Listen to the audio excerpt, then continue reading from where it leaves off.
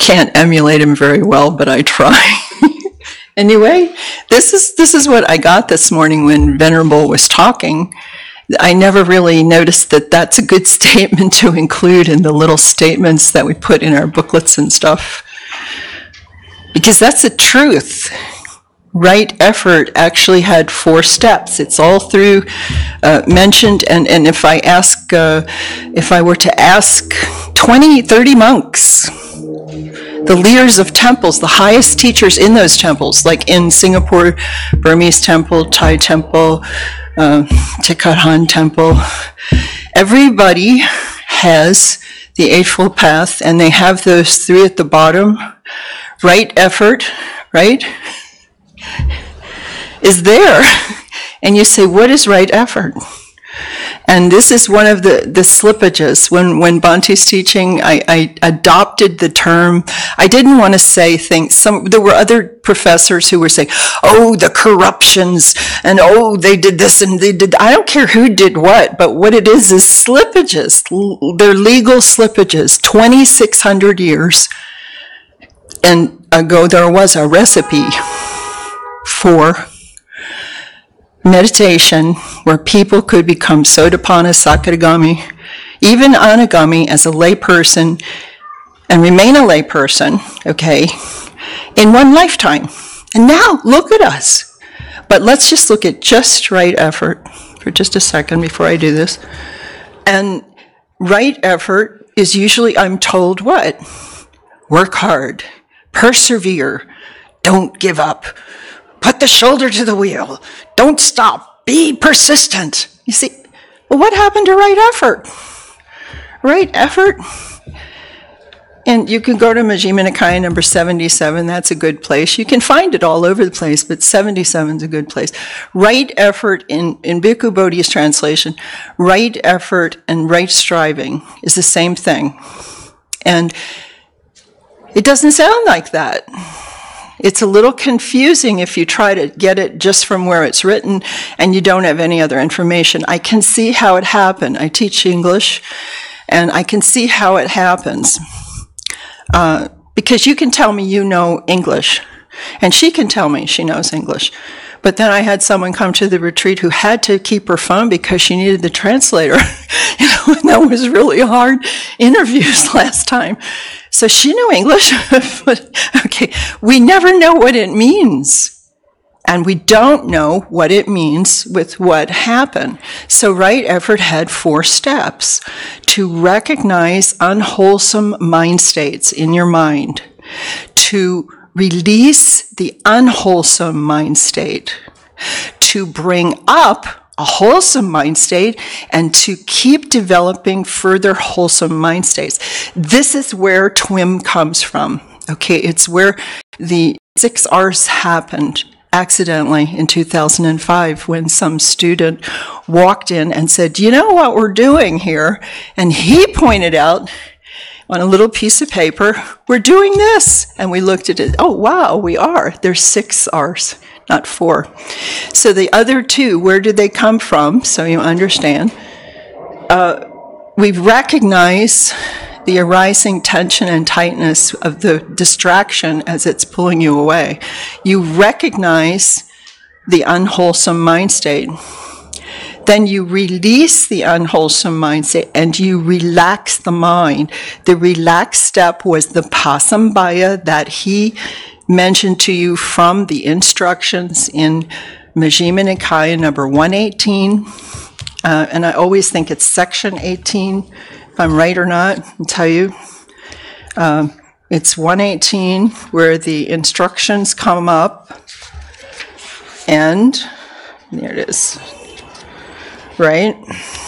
And you see that mentioned the first time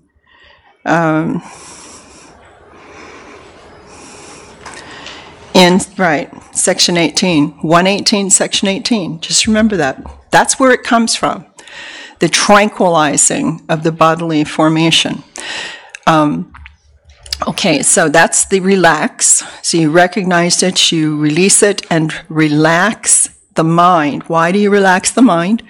What was the first Dhammapada verse you said this morning? Mind is the forerunner of all states. So in this practice, we go right to the top, to the highest level.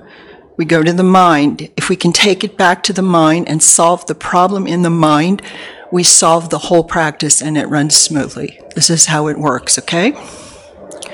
Okay, so you recognize, you release it, you relax the mind. Then what is this smile thing? For goodness sakes, do monks really smile? Oh my gosh, what are you saying?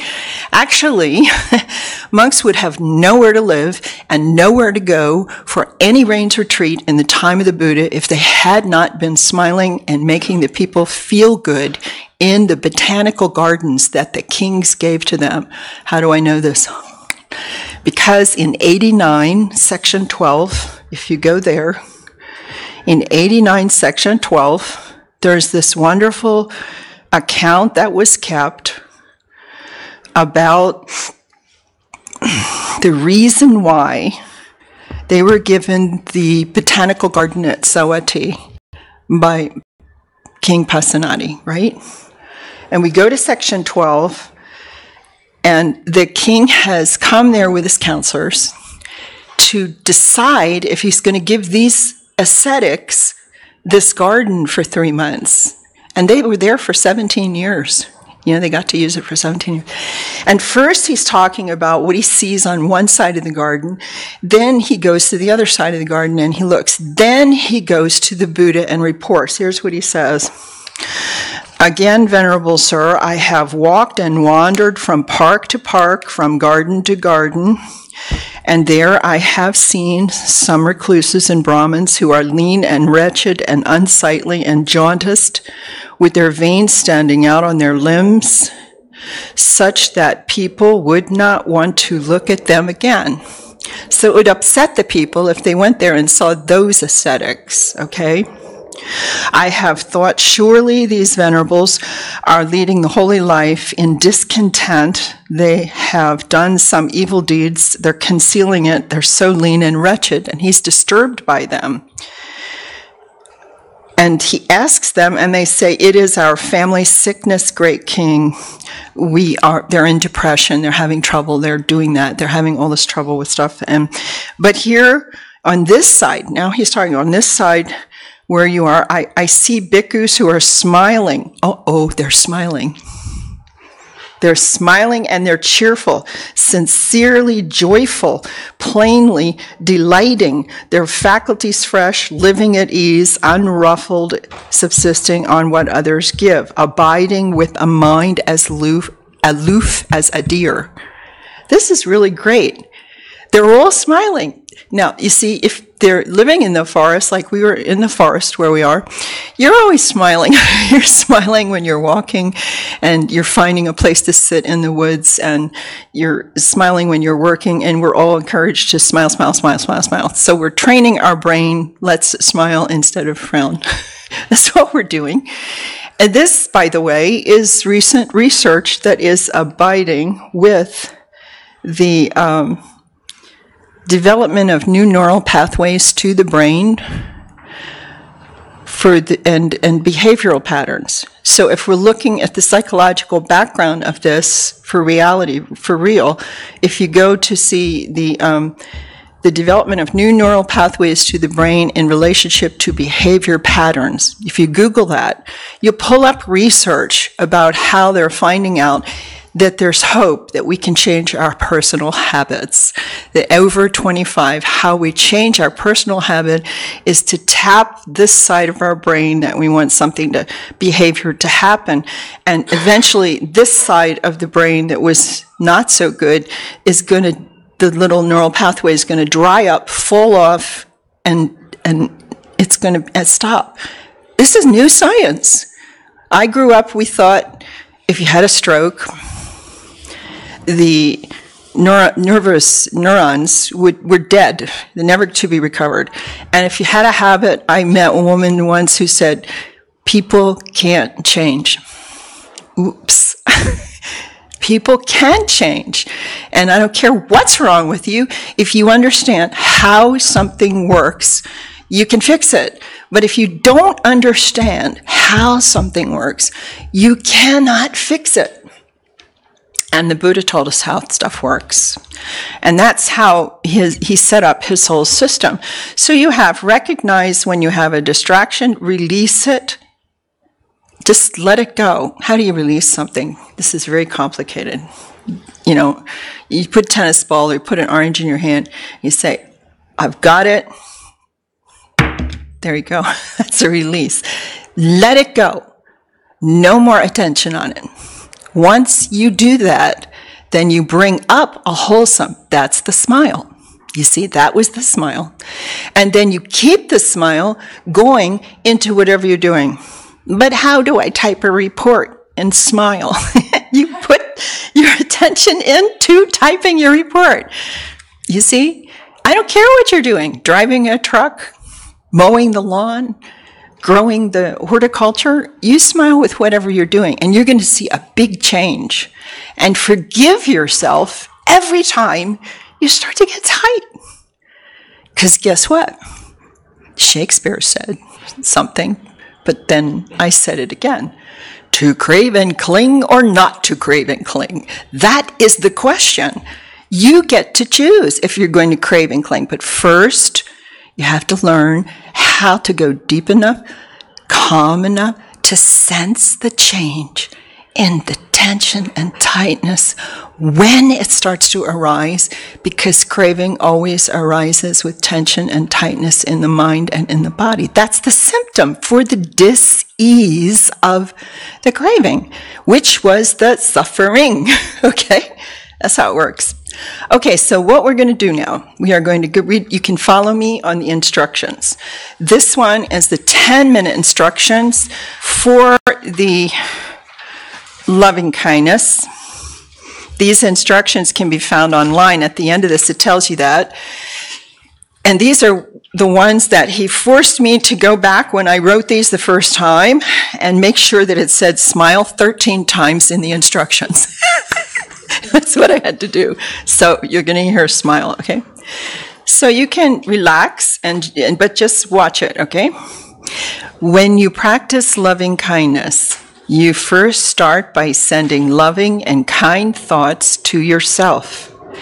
You remember a time when you were happy. When the happy feeling arises and you smile, it's a warm, glowing feeling in the center of your chest, and a radiating feeling begins to shine within you, unless you're in Mumbai. And you're in a heat wave. And it's 44 degrees centigrade, and a guy comes up to you and he says, I don't know if I'm doing it right. Every time I have a happy feeling, it feels icy cold in my heart. I said, you've got it perfectly. Okay, so it can be cool. It doesn't have to be warm. I just wanted to put it. As soon as that feeling arises, you make a wish for your own happiness. May I be free from suffering. May my mind be uplifted. May my mind be peaceful and calm. May my mind be open and accepting. May I have happiness. May I have joy. Whatever wish that you make for yourself, you feel that sincere wish. You know what it feels like to be peaceful and calm. You bring that feeling into your heart. You radiate that feeling to yourself. Whatever wish you make with a smile, you want to feel that wish. You can make the same wish again, as long as it has sincere meaning for you, or you can change the wish occasionally. But don't make the wish by repeating it over and over and over again, because that can turn into a mantra, and that's like trying to memorize something, and you start thinking about other things. You just feel the wish. Make the wish. Smile as you feel the peace and calm. Now, if that's what your wish is, you keep that feeling in your heart, and if it starts to fade away, then you make another wish. Now, while you're sitting, your mind is going to wander. And you're going to think about other things. As soon as you notice that mind is thinking about other things, you simply let go of those thoughts. Even if you're in mid-sentence, just let it go. Relax. Smile. Come back. Relax any tension and tightness in your mind caused by the thoughts and gently come back to the feeling of loving kindness and making the wish for your own happiness with a smile. It doesn't matter if your mind wanders 50 times during a sitting, and 50 times you see that you let go, you relax, and you come back with a smile to your meditation object. That is a good sitting. A bad sitting would be if you stop smiling when you notice that you're thinking about something and you continue thinking about it and you don't let it go. How to sit? Well, when you're sitting, you sit with your back reasonably straight, not too tight. Please don't move your body at all. Don't wiggle your toes. Don't wiggle your fingers. Don't scratch. Don't rub. Don't change your posture. Don't rock back and forth. Sit very still, like the Buddha statue. And when you're sitting, there can be some sensations that arise in your body. You might want to cough, or there's an itch, heat, vibration, a painful feeling. As soon as it arises, your mind will be drawn to it, and then you'll start thinking about the sensation. I wish it would stop. I really don't like this feeling. When it happens, I wish it would just go away. Every thought like that makes the feeling become bigger and more intense. If you do need to cough, you simply allow that to happen and you continue on. You allow the body process to do whatever the body process needs to do, but you don't scratch, don't rub, don't move. That's the deal, okay? Just don't move, okay? Okay. The very first thing that you do is you let go of the thought about the sensation. You relax the tension and tightness in your mind, in your head, and you smile. The next thing you do, you may notice that there is still a tight mental fist wrapped around the sensation because you really don't like the sensation there and you really want to make it go away. The truth is, when the sensation arises, it's there. That's the truth. And it's okay for the sensation to be there. It has to be okay because it's there. Anytime you try to fight with the truth, anytime you try to control the truth, anytime you try to make the truth be anything other than it is, that's the cause of the suffering. Why? Because you're getting personally concerned. What's the personal part? If I start feeding what the distraction is with personal attention, that is the nutriment for the hindrance. This is the nutriment. This is the food for the hindrance. So when we look through the text, just in the Majjhima Nikaya, we find 11 or 12 different suttas with information about the hindrances. And we find out there's a supply route that keeps them going, and it goes right to me. I'm the one that pays attention to it. And the attention is what brings it back again and again and again. Cut off the supply route, cut off the food, leave it alone. No more hindrance. Allow that sensation to be there. Make it okay for it to be there.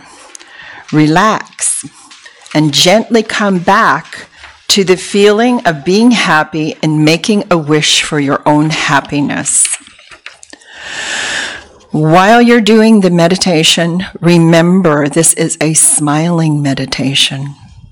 You want to put a smile in your mind And even though your eyes are closed, you put a little smile in your eyes. You put a smile on your lips, just a little one, and a smile in your heart. Whenever you notice that you're not smiling, you start again. What is a spiritual friend? After about 10 minutes, you then start sending loving and kind thoughts to one spiritual friend for your first objective. In the beginning of your training, the spiritual friend is described this way. A spiritual friend is someone of the same sex. They are not a family member as you begin your training, and they are alive. They should not be ill or injured. A spiritual friend is someone who, when you think of them and their good qualities, you really like them, you respect them, and you will sincerely wish them happiness. It's important. This friend is your first objective. Don't change your friend. This is just one objective. What are we doing? It's very different from other kinds of practicing metta. We get to where they are going, okay?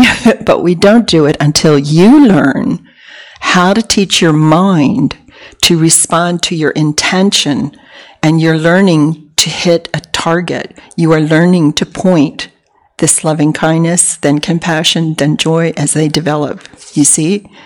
And eventually, you can look at something from across the street and everybody's fighting, and if you send it in that direction, everybody will wonder what happened, because you're waking up something inside yourself. I'll show you that in a second. Okay, once you pick your friend, you do not change the friend to someone else until your practice develops to a certain point. Your practice changes in this practice, this meditation.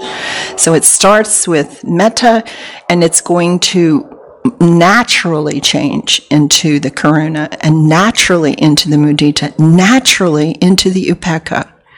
It was something that was going on in the beginning that revealed the power of this practice. There are signs that arise in your meditation that mean you should move on to work with other kinds of people, and a guiding teacher can be questioned about this so that you understand how the meditation changes as it progresses. Once the brain learns what you want it to do, when you begin the practice with other kinds of people, mind will follow your intention and the inclination in the same way that it did with the first objective.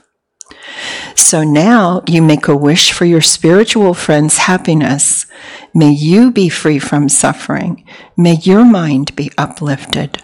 May your mind be peaceful and calm.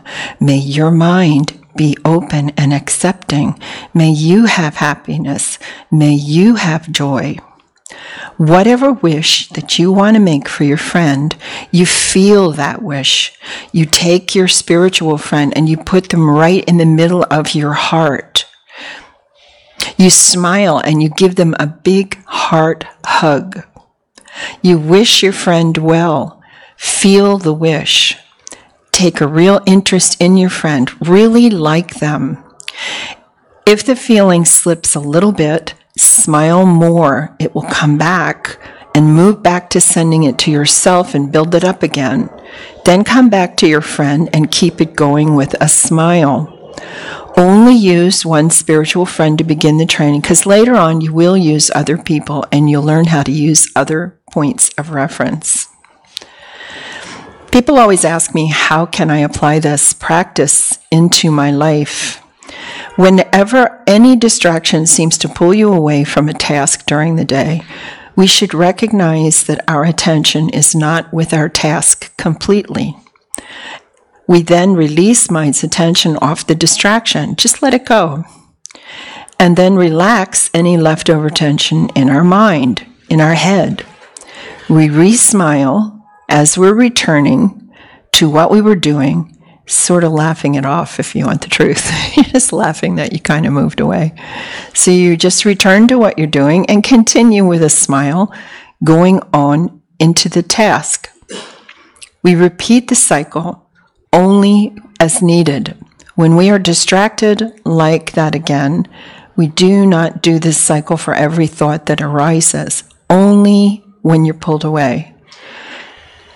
Okay, so what's happening to you, I just want to show you what it is that's happening when you're doing the practice. There's two little things I'm going to show you. I'm whiteboard crazy, in case you're wondering. I have this insidious thing about the whiteboard, okay? So, we can erase this one. And just before you start, I'm always trying to figure out visual things to make you understand stuff, okay? And It's just getting a mic for you. oh, okay. How about I think. Okay. I've mastered that too. Watch, this is really cool. I mastered a way to do this and do work. Okay, thank you, Sadhu. You see that? Isn't that cool? Don't you love that? Okay, so here.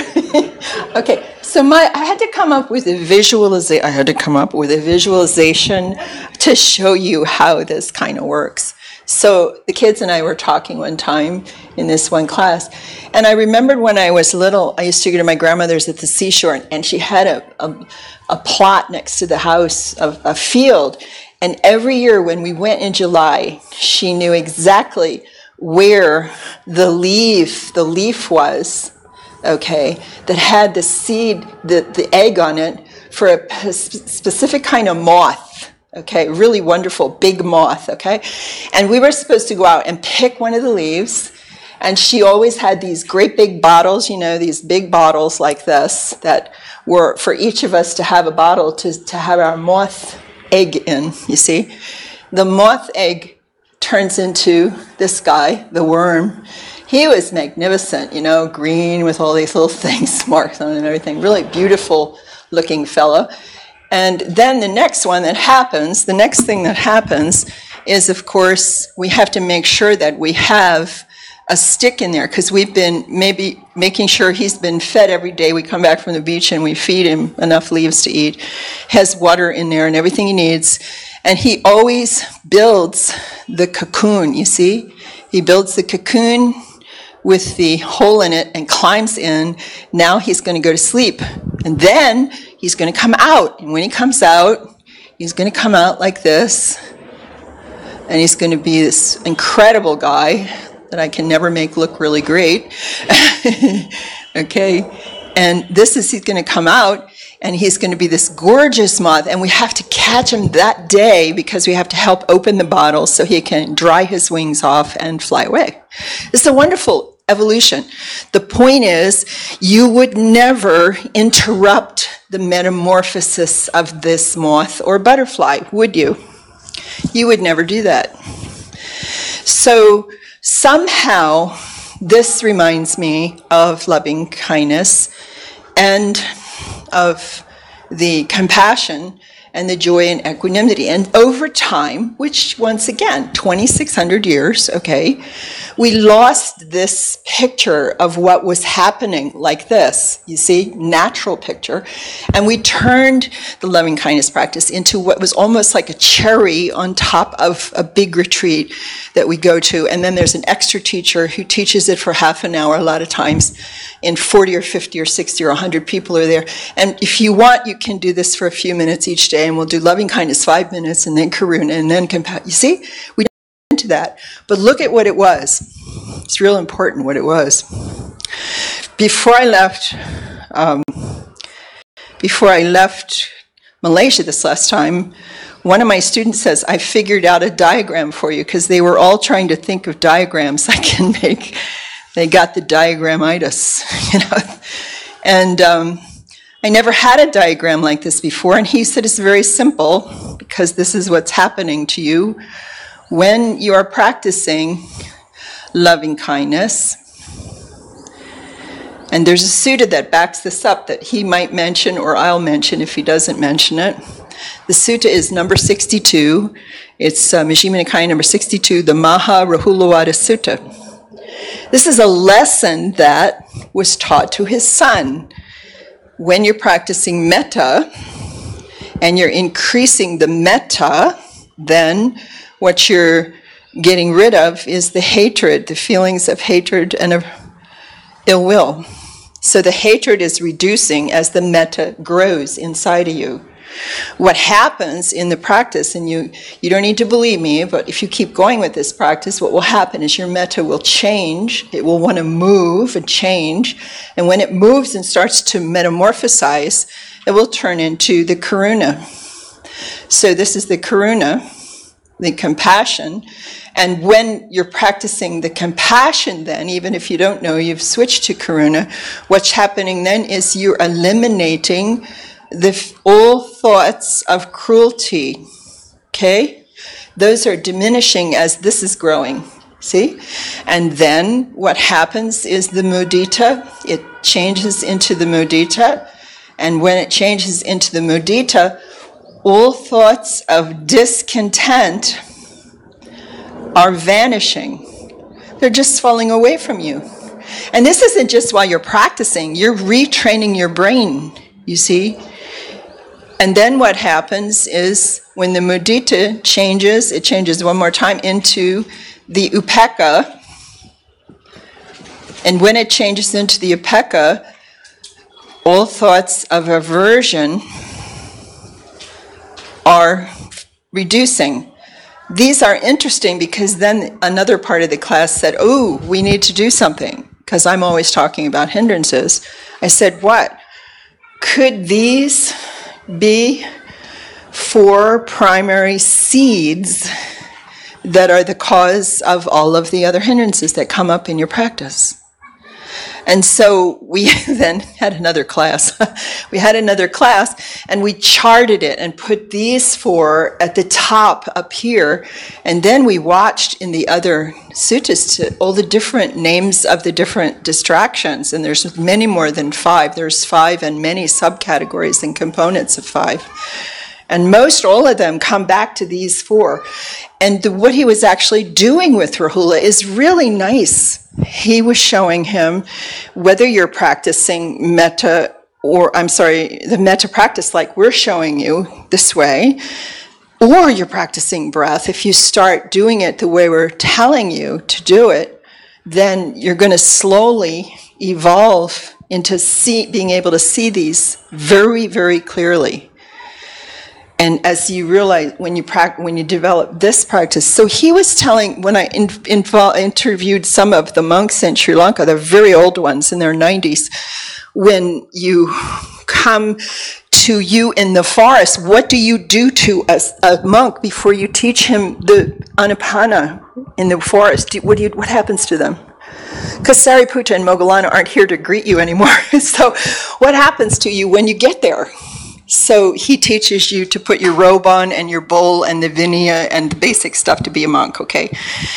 Then before he teaches you the anapana, 2 or 3 of the really old ones told me, first you have to practice sort of a version of forgiveness to get rid of all your grudges, hatred, anger, revenge, all that. Let it all go. They don't want to teach you before you do that. 2 weeks minimum. Then you come back and then you start anapana, okay? But then they want you to look at the Brahma Viharas still today. Some of those old ones really will say that. Not most of the younger teachers, but because of what's happened to this. It's not nobody did this intentionally. It just kind of 2,600 years. It's a long time, So this was much more powerful than we thought it was. It wasn't a decorative thing or a light thing at all. And it was something that the common person could practice and take into their homes and change their lives. So that's all I wanted to show you about this. So I look at the whole thing, the way it evolves is just like the metta changing into the karuna, karuna into mudita, mudita into upekkha. The key thing in your practice is don't try to do anything. Just start witnessing what you're watching, just as an observer, not doing anything except what we're telling you in the instructions, and see what happens, okay? So So let's start. I don't know about this guy.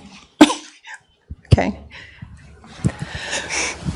Okay. And we'll sit down. Do you have any questions? You can ask one question, or you can save the question till later. Do you have any urgent questions about this, how to do it? There were some questions last, so I guess you could take a few questions now. Do you want to? Okay. We can do a couple. Oh, okay. Who has a question that tried to do this earlier? Anybody? The questioners have left the building. It's like Elvis has left the building. Yes. Uh-huh. Thank you. I'm not sure if this is the right time to ask it, though. It's okay.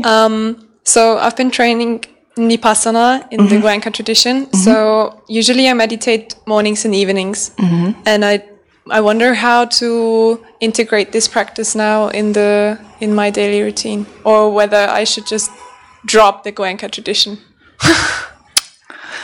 Because yeah. No, Goenka has a lot of good information, and you can learn a lot from it. But in his background, in U Ba Khin's background, he wasn't a monk either. And there were certain things they didn't get in information that you're going to find in information here. And it's up to you to test it, really, okay? One abbot said to me about the Goenka tradition in Mumbai, he said, if you teach what you're teaching, it's like teaching them where it's going to go to. I said, what? He says, no, it's like you're teaching them how they baked a cake. Now you're going to ice it. You're going to decorate it and finish the cake. Because in this practice, there is no pain. Okay, and I'm not going to say there's no pain. Let me specify this. We teach you very clearly something that's real important about pain. There are two kinds of pain you can experience in meditation. One is a physical pain, the other is a meditation pain. But there's a way to realize what the pain is, to know whether it's safe to sit and continue through the pain. And that is, when the pain comes up the same way a couple times, you get up and walk and watch what happens when you walk a normal pace. If you take 3 or 4 steps and the pain's gone, it is not a physical pain. It is a meditation pain. You now have permission to suffer.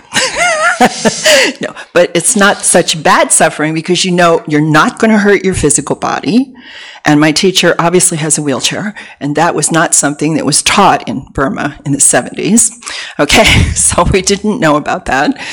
And he damaged his legs permanently, trying to push through, okay?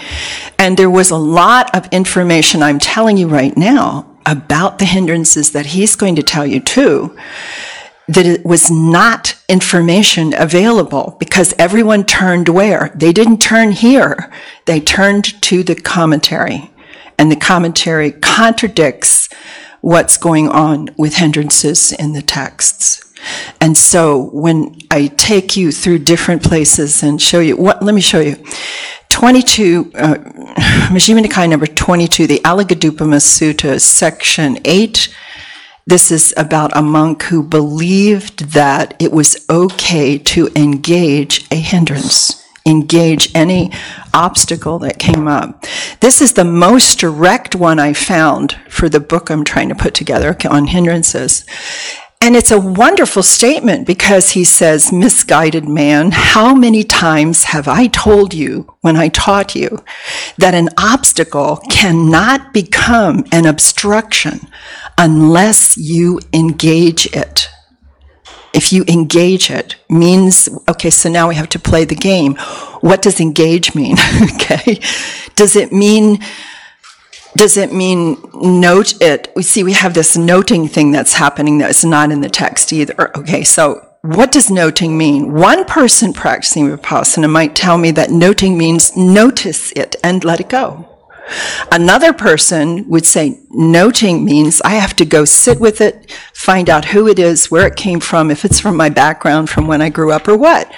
Well, it wasn't that, but that's the difference, the broad difference we have going with this thing right now. And that's coming from the Visuddhimagga. That's nowhere here. Okay? So when we look at that one statement he said, it only becomes, the obstacle only becomes an obstruction if you engage in it. That's like a general standing in front of the troops saying, do not engage. Isn't it? Bhante likes to say, do not indulge.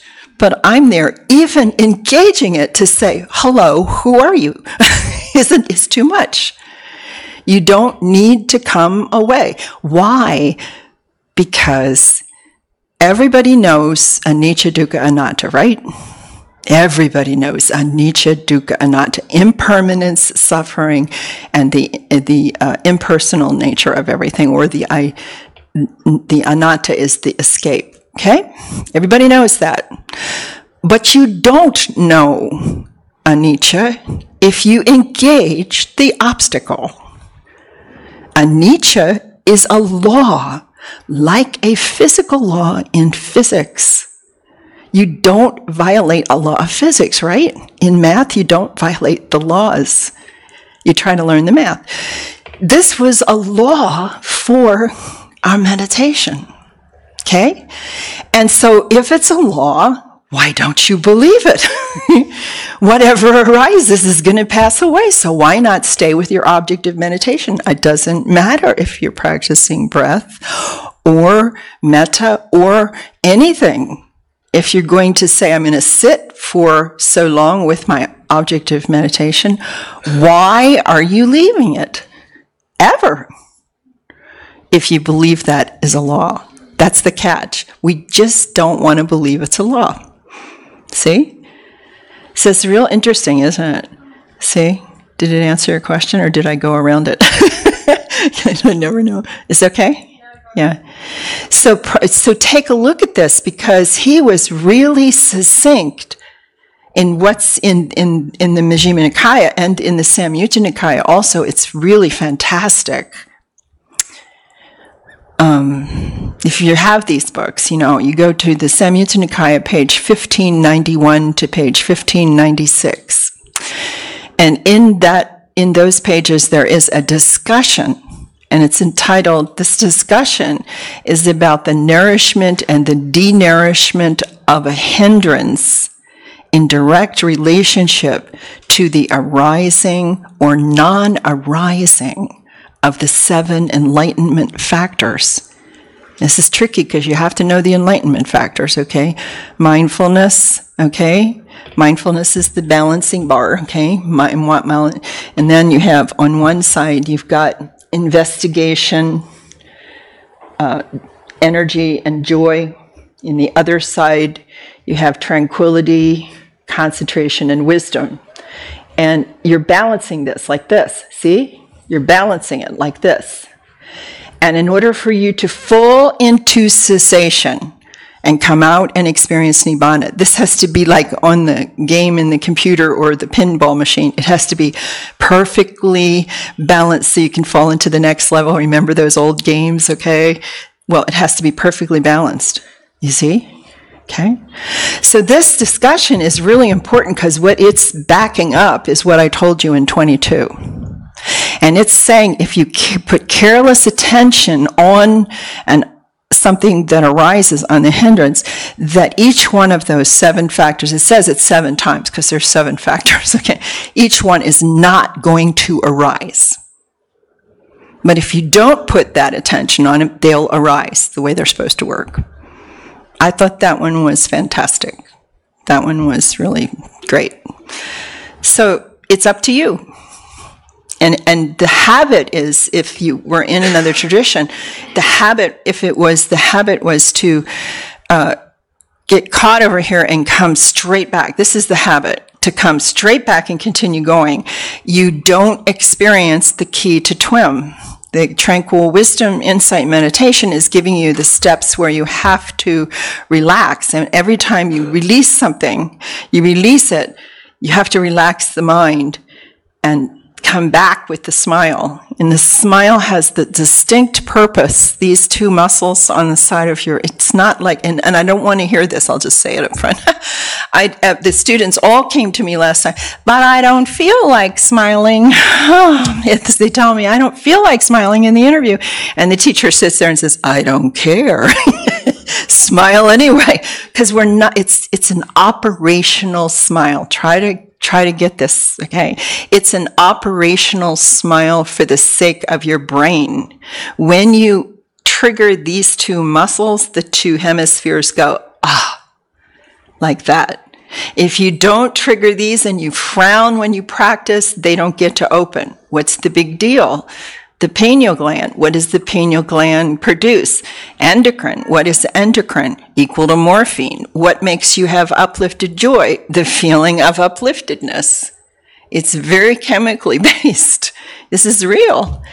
And so that first level of going down the path is identifiable by the uplifted joy. So smile. And you can all do that. It's amazing how it works. And then, the science behind it is really fun. Does anybody else have one more question? One more question.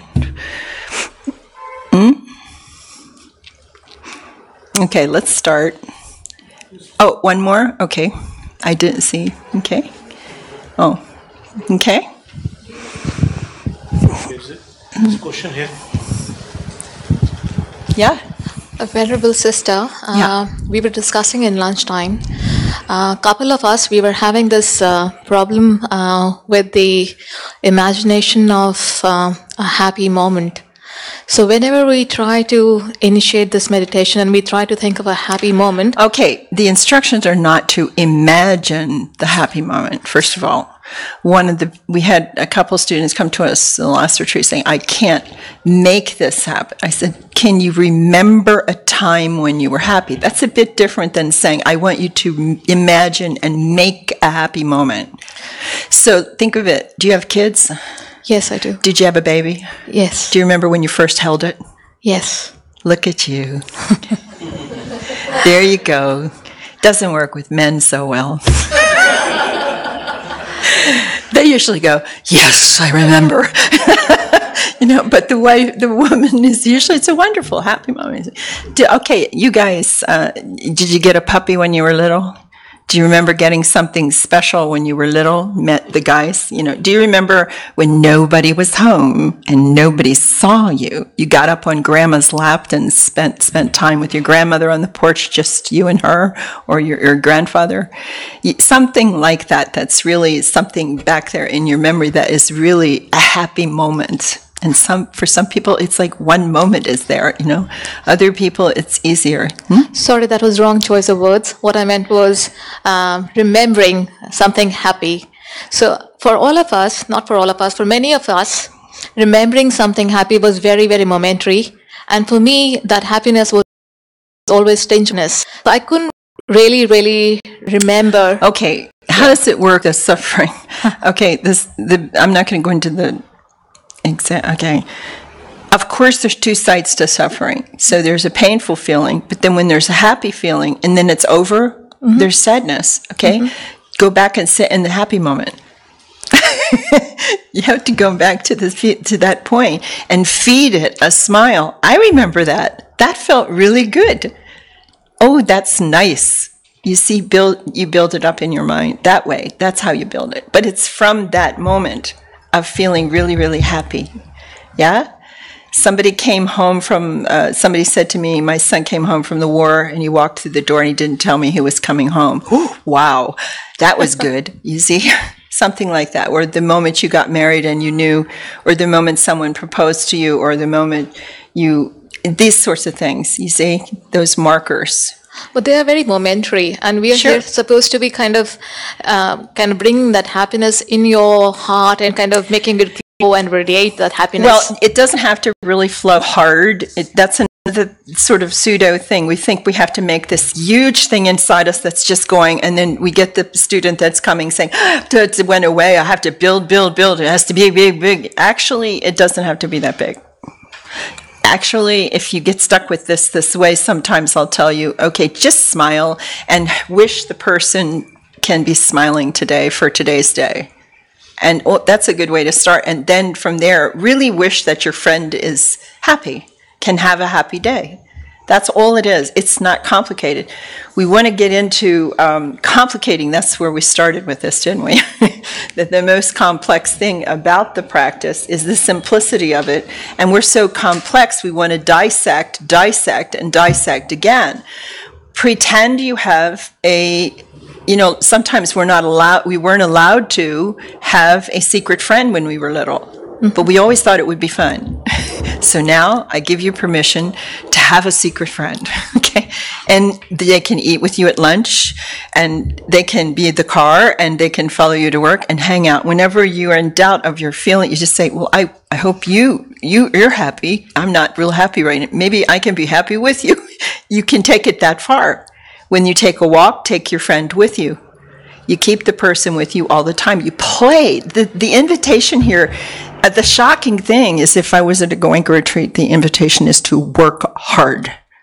And if I come, I said to them, I was very innocent. I said, if all these people are doing that, there must be something great. So I went and interviewed 5 of them after a retreat. They all said the same thing. I survived. Wait a second. We're having so much fun, and we're getting so happy, and we know the happiness comes and goes, and we admit and totally embrace anicca. And if we're sad, we understand that's going to go too, and we let it go, and we keep going and everything. And these guys come around and say, I did it. I have the sweatshirt to prove it. I survived. And I'm there. Why does it have to be that way? It doesn't. That's really a good practice, And all I see, that I've experimented with it, and all I see is, hey, lighten up. Because the secret here was the productive level of concentration, not the crucible. We don't have to climb in and kill ourselves with it. And he knew that, because I've listened to a lot of Goenka's talks online.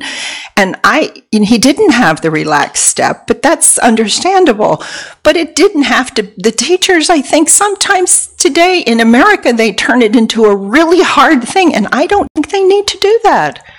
And if it's so great, you don't need to tell the person you have to do this, and if you look at anything else, we'll take away all your credits. That's what they do in the States. That's terrible. Why? Are you so insecure? It's a good practice. Look at what he did. Did you go to the big thing you built? It's incredible. 5,000 people can sit under that. But if they're concentrating too hard, I don't want to sit there. That's the problem, because I can feel it. You see, it doesn't have to be like this. It can be like this. If it had to be like this, then how did they write the book that was called The White Lotus? And how did some of the traditions come up with the idea that this is the arising of a flower that is a bud that's tight together, rising up the chakras, and it's going to open up as a bloomed flower to enlightenment? Because I'll tell you what, some of them make me feel like they're not watering the flower, you see? And you need to test. Don't just go and hurt, you see?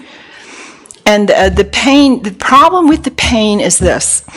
In the Digha Nikaya, there is a thing called the modes of progress that we found. And there are 4 modes of progress. It's in Digha Nikaya 2810, okay? The 4 nodes of progress are a painful meditation with slow comprehension of the Dhamma is poor progress. Painful meditation with quick comprehension of the Dhamma is poor progress. Pleasant meditation with slow comprehension of the Dhamma is poor progress.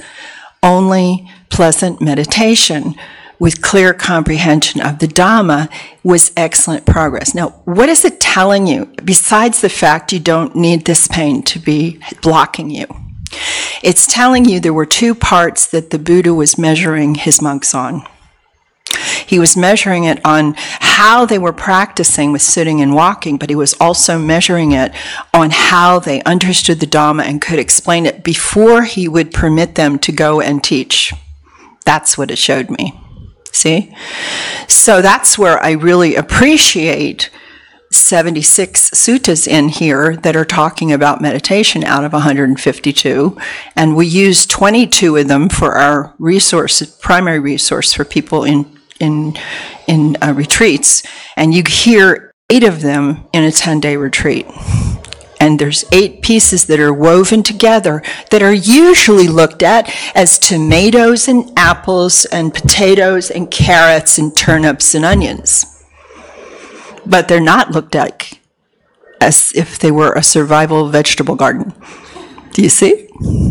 You see? And this was supposed to be a project. See? So that's how, another one of my pictures. Okay, any other questions? Okay, let's go and practice now, because I don't know what happens next. Okay, so now we go from 2 o'clock to 4 o'clock? Okay. Okay, so listen, this is the important part. You need to, can they see a clock? Yeah, you can see that clock. Okay. When you're practicing now, practice a minimum of 30 minutes. Don't get up until you're finished 30 minutes. If you're hurting a lot, if you're sitting and you're hurting a lot and you want to get up and walk, I can understand it. And then remember, if you walk and it goes away, it's not a serious pain. And you can sit through it next time. Okay? But if you walk and it still hurts, then try getting in a chair next time you sit. Or change the height of the pillows that you're sitting on. Rearrange your knee support and your hip support, that sort of thing. Okay? Okay. Good.